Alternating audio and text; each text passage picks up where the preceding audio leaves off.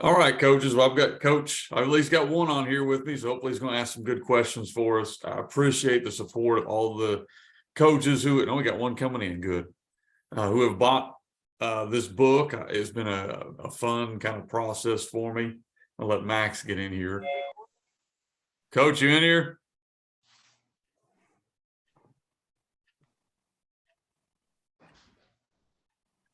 But anyway, I'll kind of roll through, and Max, you guys can you click on mute if you got any questions as well.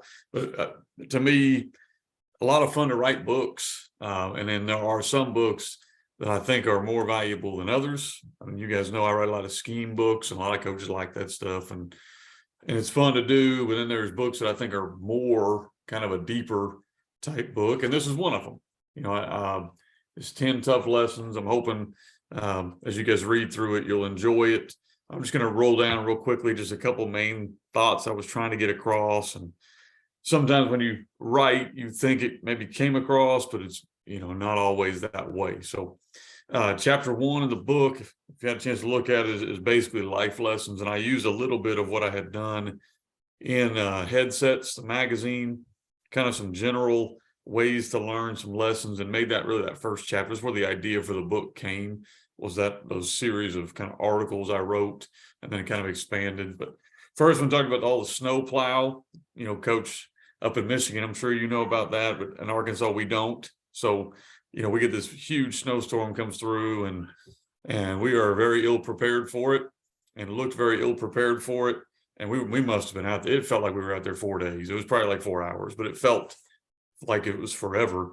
And just kind of walk through the different things that, when you're out there shoveling snow, there is not a whole lot else you can do except for think about things. And so it got me to think about, how this kind of stuff related to coaching, and how a lot of times as coaches, we go through where the task looks impossible. The guys that maybe know my history know that I took a job. If you know anything about Arkansas, that was probably the worst job in the state at the time I took it, because we were playing at a 4A level. Now we're playing at a 5A level. We're playing at a 4A level with about 2A athletes. They hadn't won a game in forever. I mean, that looked like an impossible job. And so just the different things we tried to do, and there were some dark days inside of that. And so that's kind of where that story came from, just the different ways we involved our family to kind of go through it. Chapter 2 on there talks about seeing other people's perspective. If you're seeing this video now, you can see the gray coming in my beard. I now have a daughter who's a year away from graduating. She's a junior. I have a son who's a 9th grader. Now he's coming through these programs. I've got another one still to come. But your perspective changes from that 25-year-old, 30-year-old, 35-year-old coach who sometimes, at least for me, was all about winning and what can this kid do for me, and maybe not so much what can I do for the kid. So that whole chapter talks about how now I see things as a dad. My daughter, she's like her father, so she has to work really hard, wasn't blessed with the best athletic ability, so she's got to work hard, and sometimes that means sit on the bench, and that's really hard as a dad to watch that.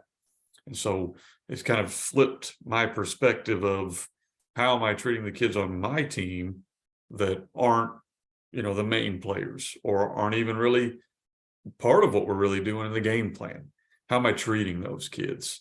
So that whole chapter kind of walks through that, and it was a hard lesson for me. Fortunately, she's a pretty good athlete. She's figuring it out, and my son is too. But there's something about watching your kids struggle, and then seeing kind of, as a parent, you look for ways to justify that, right, wrong, or indifferent.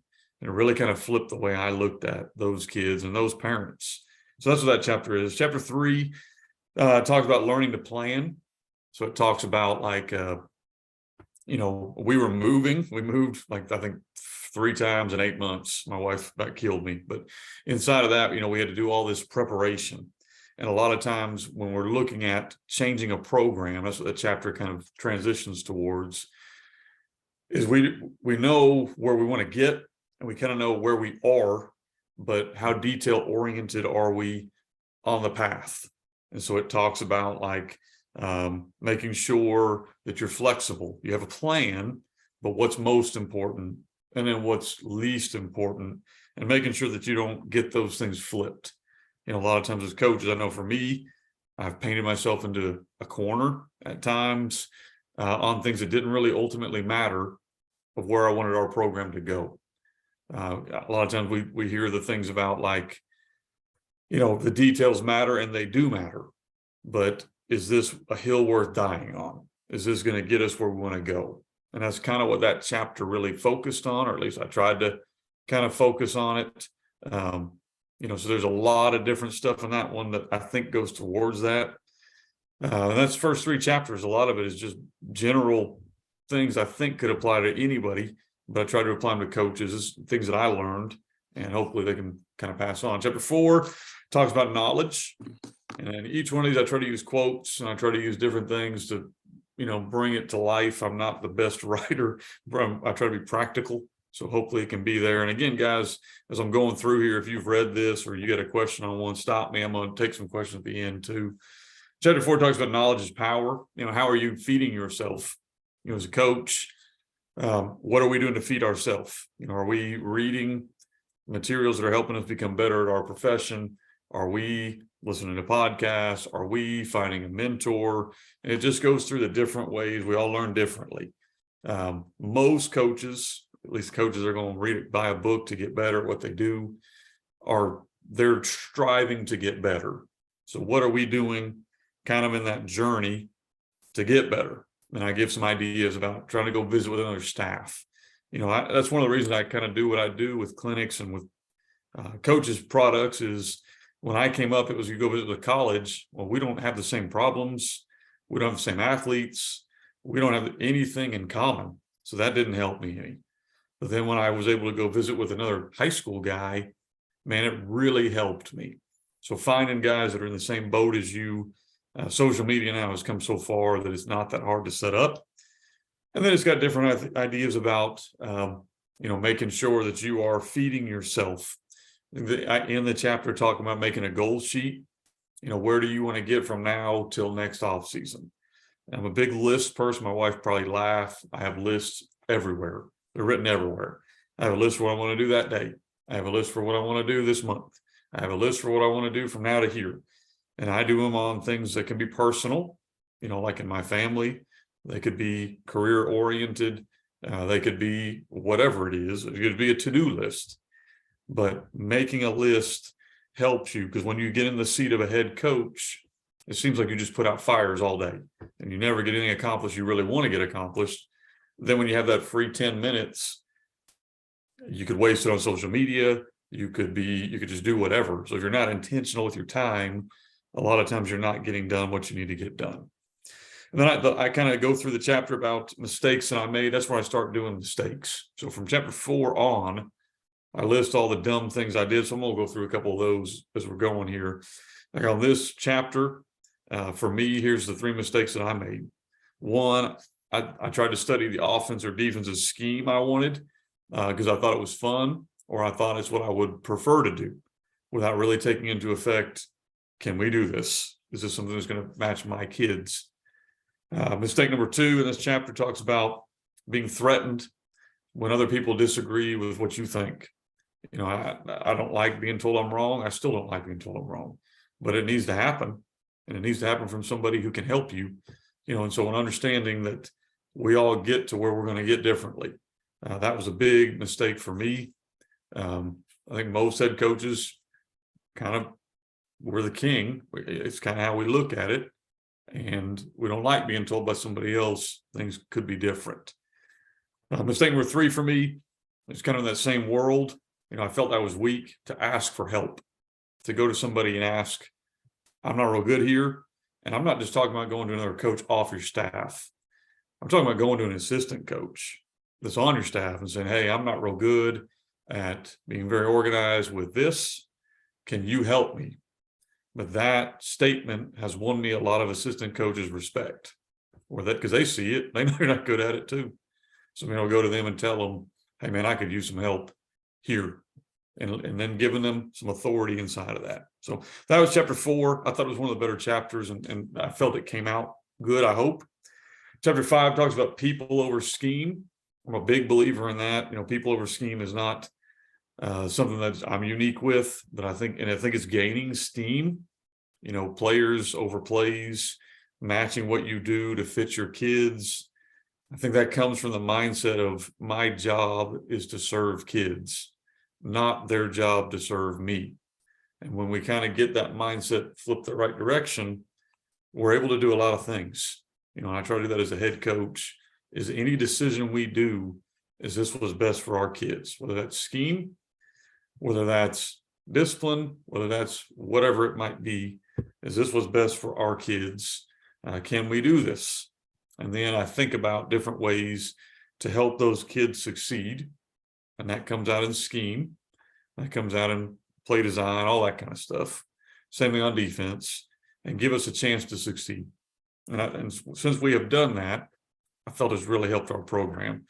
And then again, on mistakes on that one, mistake number one, I felt like the right scheme would solve all our problems. Put in a great scheme, this should work. It's not how that goes. I think we all know that you've got to cultivate a discipline. You got to cultivate, a culture where your kids want to work hard before scheme even matters. So when you're talking about players over plays, it's also teaching those players how to be good people. Mistake number two, not spending enough time with my assistant coaches.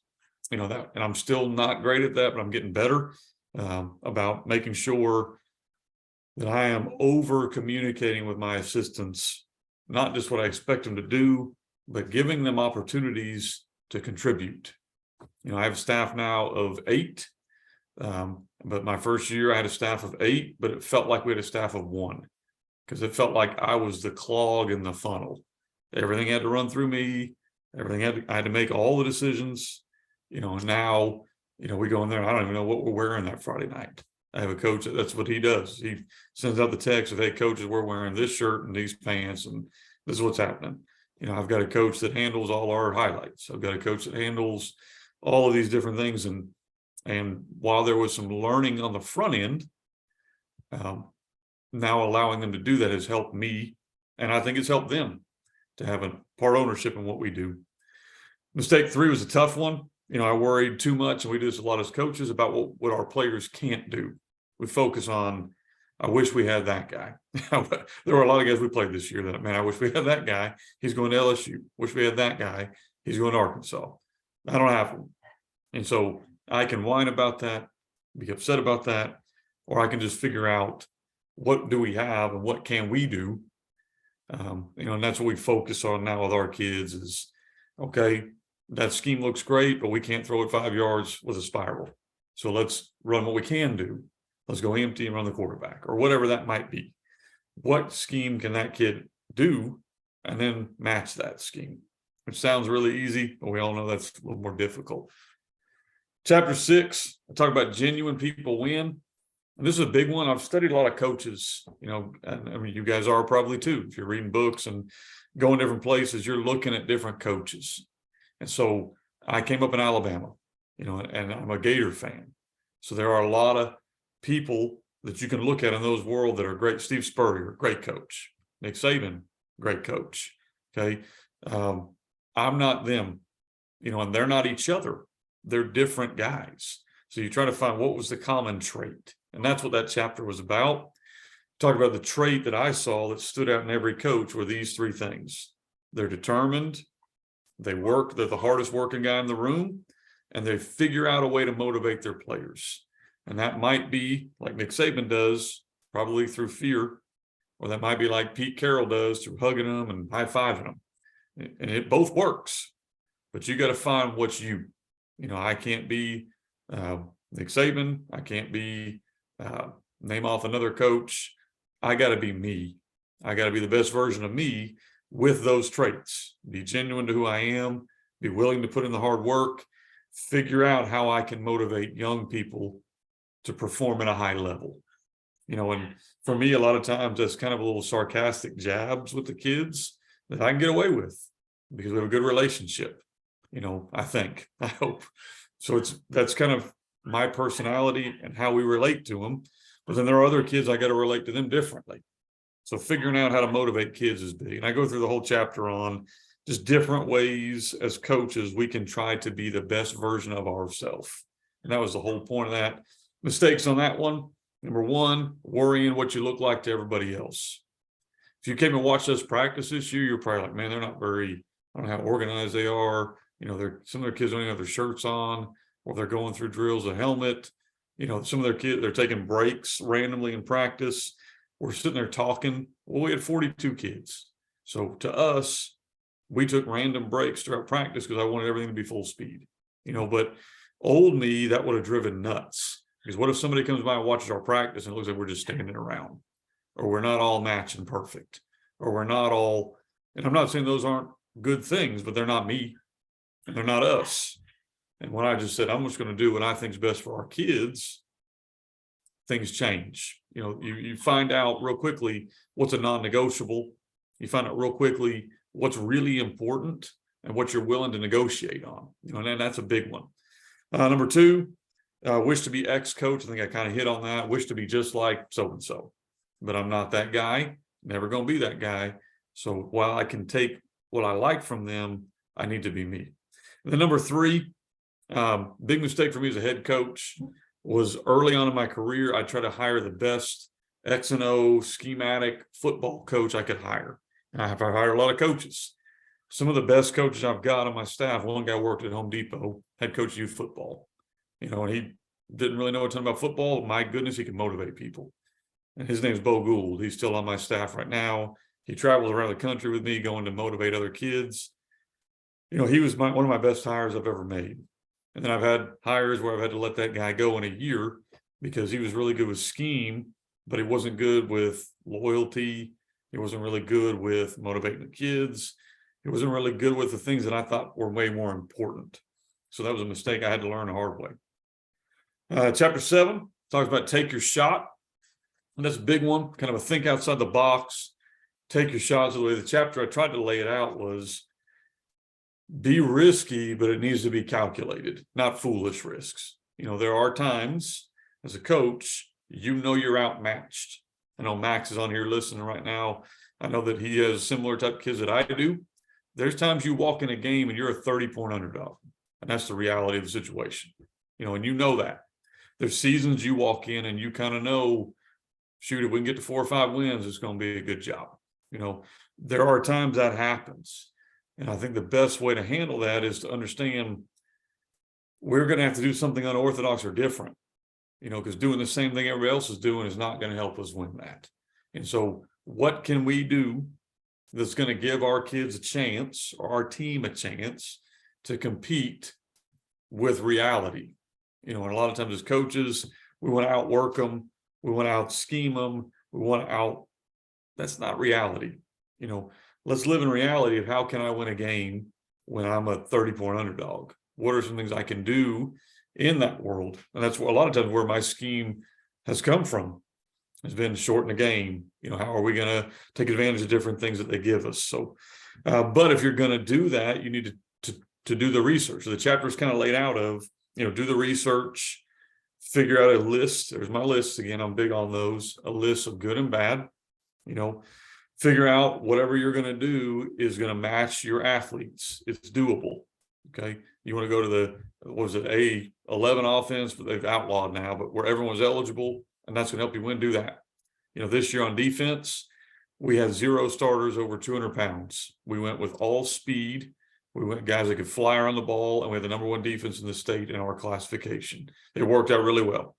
But I didn't come to that because, well, let's just do this. We came to that because we didn't have big guys. So what can we do to highlight what we do have? You got to be able to believe and be able to convince your players this is going to work with reality. I'm talking a 182-pound guard about he's going to down block a 365-pound D lineman. I better have some tools that are going to help him and not just tell him block harder and we're going to outwork him. That's not helping. Okay. Give him some tools that are going to help him be successful. Mistakes that I made on this chapter, I've talked about coaching from a defensive mindset. For me, I've been so much better as a coach when we've been aggressive, smart, intelligent. We're not just going to throw it every down, but being aggressive, taking the shots we think are there, instead of coaching kind of back from a defensive, let's not make a mistake. Number two, a lot of times as coaches, and I did this, we want to make sure that the situation is perfect before we do anything. So a lot of times we do nothing. We just let whatever is happening continue to happen. If we're struggling right here, but it's not horrible, let's wait till this might change or that might change. We do nothing. We just keep things going as they are. And I think a lot of times as coaches, we're too slow to make the change that needs to be made. And that could be a lot of different things for you. But it comes to the leader of saying it's not going to be perfect, but let's at least get it better. Number three, not communicating the reason for the change. So a lot of times I process things in my own head a lot, but I don't communicate them with my mouth to people that matter. That could be my wife, that could be our coaches, that could be our administration, that could be our players. So make sure as you're walking through this process of doing any kind of change that you are involving those people. Here's what I think we need to do. Let me hear your opinion. Let's take all this into, all together. And then I may have to make a decision you disagree with, but I want to make sure that we're all at least on the same page. I thought that kind of the big part of the book was chapter 8, which is creating lasting change. It's got a little chart on it. I think y'all all have the book. So it's got the managing change part of it. There we go. Anyway, it's in the book, page 1 or page 96. Obviously, I didn't come up with that. It's a guy that actually writes a lot of different, or it's a pretty famous person who talks about how to change organizations. And so it talks about you have to change all of these things for change to actually last. Number one, okay, you have to have vision. You got to have the vision. Where are we going? Number two, the skill set. Do we have the skills to do this? Number three, how are we going to incentivize people? Number four, the resources. And then number five, the actual step-by-step action plan. If you don't have all of those done, then your change is not going to last for one of those reasons. So the chapter kind of walks through how to get the vision, how to develop the skill sets, how to incentivize the people around you, negative and positively. You do it either way. How to create the resources available. And then the fifth one talks about how to do an action plan. And so it just kind of walks through different things that I've done that have worked. And then the back of the chapter is the mistakes again. Some mistakes on that one. Number one, looking for a quick fix. Number two, trying to do it all by yourself. And then number three, not communicating enough to the most important people. And those are all mistakes I made. And I kind of walk through, why those hurt us. Chapter 9, I got 2 more here, guys, and we'll open up for questions you may have. Chapter 9 talks about keeping it simple. And it's got one chart that I actually did. I had my wife do, because I'm not very good at that, but that leadership funnel, which is kind of where the whole chapter comes from.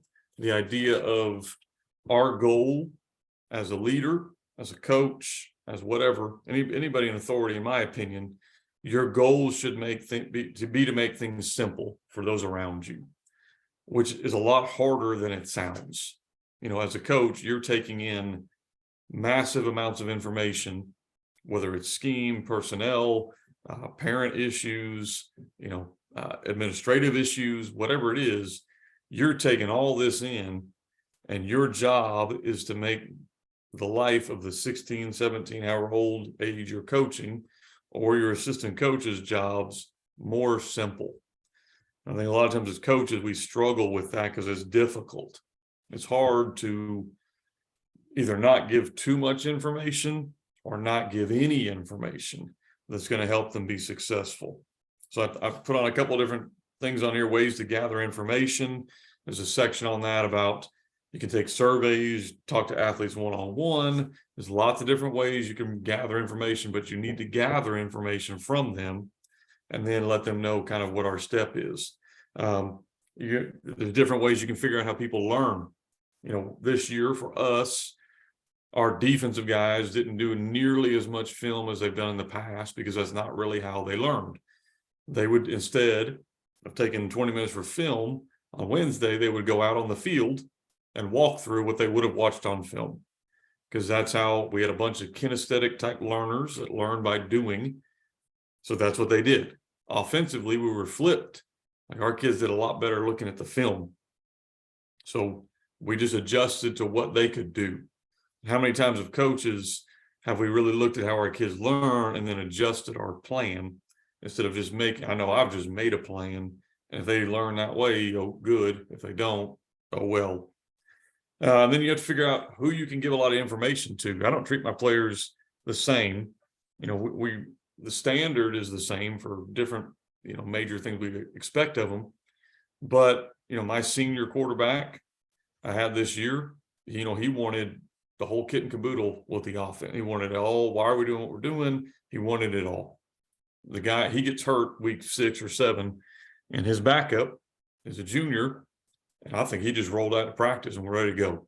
You know, and I had to figure out what kind of information to give that kid so he could be successful. He didn't need to know they were in cloud cover 2. None of that mattered to him. What was going to make him be successful? And not only him, then you got to do that with every kid on your team and every coach on your team. You have coaches on your staff that want to be a head coach. So they want to know everything. Why do we do this? What do you think of that? They want to talk football from sun up to sundown. Do it. Let them. Then you got coaches that they're cool to be a wide receiver coach for the next 25 years. I've got one on my staff. He loves the kids. No ambition to move up to being a coordinator. Just wants to be around them.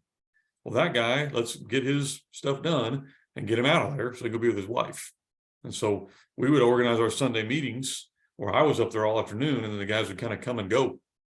And I think our coaches really enjoyed that because the guys that needed to be up there were up there. We all met together as a staff at the end, but some guys were up there at 12 to 8. They wanted to be up there. They needed to be up there. Some guys were up there from 4 to 8. Some guys were up there from 6 to 8. You know, what do they need? What do they need to know? And so that's just something you need to kind of think about as a coach. You know, how can I use the guys that need to be used and not let people off for being lazy. That's not what I'm talking about, but who needs more that you can give more to? And then mistakes I made on this chapter, I put down thinking that if it's too simple, it's not good enough. It's far from the truth. Football is simple. Don't overcomplicate it. Life is simple. Don't overcomplicate it. If you find a simple answer, you probably had to go through a hard process to get there. And that's a good thing. Okay. Number 2, overcomplicating mistakes. Don't overcomplicate things for those around you. I did that. We call it paralysis by analysis. You know, when you give a kid too much and they just freeze. And you got to do that a few times as a coach before you realize, okay, that guy doesn't need that much information. You know, and you have to kind of figure that out. Number 3, not delegating enough information. You know, not giving coaches or players the ability to make changes and adjustments. I think the ultimate goal of a coach, in my opinion, would be that your players could literally call the plays, that your defense could call the adjustments, and that your assistant coaches could run a practice if you weren't there and nobody would know. If you get to that point, then you've done a really good job as a head coach. If it's always got to be about you, then you have issues with delegating. You know, and that's where I came from. That's where I still struggle with, you know, but that's kind of the goal, again, of making it a player-led, a coach-led program, being a servant to them, not them to you. Last chapter I have on there is burnout will come, and that's just from an old coach that I think the quote, Bum Phillips, 2 kinds of coaches, guys that are fired or guys that are going to be fired one day. And I think once we kind of wrap our head around that we're not too big, that we're going to fail at times, it kind of changes how we view things. And it doesn't mean we don't want to win. We don't strive to be the best that we can be. But it does let you know that we are very replaceable as a coach, very replaceable. Okay. However, what's not replaceable is the impact we have on our kids. And that's what that whole chapter kind of talks about is there's a lot of people that want your job on Friday night, Saturday, whenever you're playing. They don't want your job on Monday, you know, when you're dealing with some kid who's got issues. But that is what should make us want to be a coach. that stuff doesn't go away. 0-10, 10-0, relationships should be the same. And that's what I've struggled with and trying to get better at. It's always more fun when you win. It's not as fun when you lose, but that shouldn't be the ultimate goal. And that's mistake number one I put on there. Think winning cures all. I had a lot of success early in my career, so I thought I was doing things right. The reality was I had a lot of talent, and they were masking deficiencies from me. And then there were years we didn't win as much as I would have liked to. There were years that I coached my rear end off to go 4-6, and I did as good a job as some of the years we were 10-1, because that's what our talent dictated. I think as coaches, sometimes we think we win. It cures all that stuff. It covers the stink up. You don't get fired. It sure does that. But it really doesn't. It's not how that should work. Focus on the process of what you're trying to do with these kids. Number two, think more hours away from home is the answer. I think I put that on social media just recently. But thinking that staying at the field house because you lost the game for 18 hours every day is going to make things better, and it's not. It's not going to do that. There does need to be time dedicated to what you're doing, but the reality is there will come a time in your career where the only person who wants to be around you is the people that are in the house you're in right now, and you make sure you take care of them, because I promise you, no matter how nice people are to you, they'll turn your back on you in a heartbeat if things aren't going well as a head coach. And I've seen it, I've been through it, and it's disappointing. So make sure you're putting your time and your effort with something that's going to last. Not a person that likes you for winning or your position. I think number three, the last one I put on there, kind of ends the book. Don't think that winning and losing defines us as a coach. Ultimately, we're trying to win and get better. But if that's the end game, then we're missing the boat. And that's what kind of was the point for me with this book, was to go through and talk about, these are 10 different lessons that I had to learn. I put tough because they're not always fun to learn. Hopefully, the guys that read it will get something from it. Question. I figure I'll take a couple questions here, guys. I'm going to go ahead and turn the recording off so you can shoot away whatever you've got here.